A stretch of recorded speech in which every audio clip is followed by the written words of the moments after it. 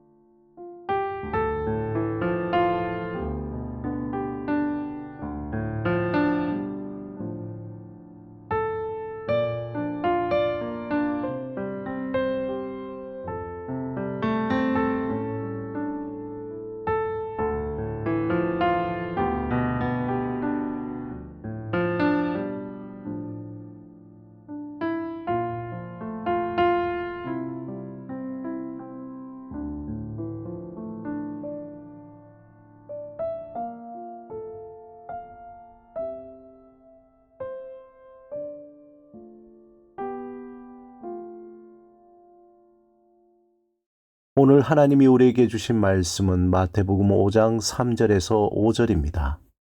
함께 말씀을 읽고 우리에게 들려주시는 하나님의 음성을 듣겠습니다. 하나님의 말씀을 경청하십시오. 심령이 가난한 자는 복이 있나니 천국이 그들의 것이며 애통하는 자는 복이 있나니 그들이 위로를 받을 것이며 온유한 자는 복이 있나니 그들이 땅을 기업으로 받을 것이며. 요즘 많은 사람은 하루하루가 버겁다고 말합니다. 일과 인간관계, 학업과 취업 등 어느 것 하나 쉽지 않고 마음 편할 날이 없습니다. SNS를 보면 남들은 다 잘 살고 있는 것 같은데 나만 뒤처진 것 같고 열심히 살아도 미래는 불안하고 아무리 노력해도 부족함을 느낍니다. 얼마 전 수도권의 한 대학에 재학 중인 한 학생이 오랜 연애 끝과 취업 스트레스로 인해 심각한 우울증을 겪었다는 기사를 보았습니다.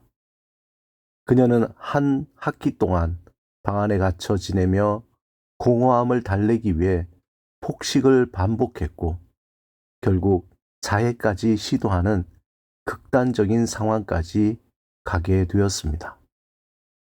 다행히 가족과 학교의 도움으로 상담을 받으며 조금씩 회복하고 있지만 여전히 내가 이렇게 힘들다는 것을 남들이 알게 될까봐 두렵다고 말했다고 합니다. 이처럼 겉으로는 멀쩡해 보이지만 속으로는 지쳐 있고 웃고 있지만 사실은 무너지고 있는 사람들이 많습니다. 이 시대는 끝없는 경쟁과 비교, 성공에 대한 압박으로 인해 사람들을 더욱 불안하게 만들고 있습니다. 예수님은 마태복음 5장에서 버겁고 지친 삶을 살아가는 우리에게 새로운 삶의 방향을 제시하고 있습니다.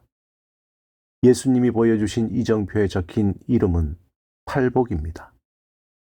세상의 이정표에 적힌 복이 아닌 진정한 복을 따라 살아가라고 말씀합니다. 우리가 흔히 생각하는 복은 돈이 많고 건강하고 좋은 직장을 얻고 안정적인 삶이라고 생각합니다. 하지만 예수님께서는 전혀 다른 복에 대해 말씀합니다. 예수님은 세상의 기준이 아니라 이 세상을 창조하시고 다스리시는 하나님의 관점에서 진정한 복이 무엇인지 가르쳐 주십니다. 그 중에서 오늘 본문에 세 가지 복을 제시합니다. 첫째, 심령이 가난한 자가 복이 있다고 말씀합니다. 우리는 스스로의 힘으로 살아가려고 합니다. 하지만 예수님은 자신의 연약함을 인정하고 하나님을 의지하는 사람이 복이 있다고 말씀합니다. 삶이 버거운 이유는 모든 것을 내 힘으로 해결해야 한다고 생각하기 때문입니다. 그러나 하나님을 의지할 때 우리 안에 참된 평안과 기쁨이 머무르게 되고 그러한 삶을 누릴 수 있게 됩니다. 둘째, 애통하는 자가 복이 있습니다. 세상은 슬픔을 감추고 강해야 한다고 말하지만 예수님은 오히려 자신의 아픔을 하나님 앞에 솔직하게 드러낼 때 위로를 받을 수 있다고 말씀하십니다. 우리는 힘들어도 괜찮은 척하지만 감정을 억누르면 더 큰 상처로 남게 됩니다. 눈물을 흘리며 하나님 앞에 기도할 때 하나님은 우리의 아픔을 위로해 주십니다. 셋째, 온유한 자가 복이 있습니다. 세상은 경쟁하고 남들보다 더 앞서가야 성공한다고 말합니다. 하지만 예수님은 온유한 자가 땅을 기업으로 받는다고 말씀합니다. 경쟁과 비교가 우리를 지치게 하지만 하나님을 신뢰하며 주어진 삶에 감사하는 사람에게 진정한 평안이 임하게 됩니다. 팔복은 단순히 윤리적 가르침이 아닙니다. 버거운 삶에서 벗어나 하나님의 은혜 안에 살아가는 삶의 원리입니다. 첫째, 세상의 기준을 내려놓으시기 바랍니다.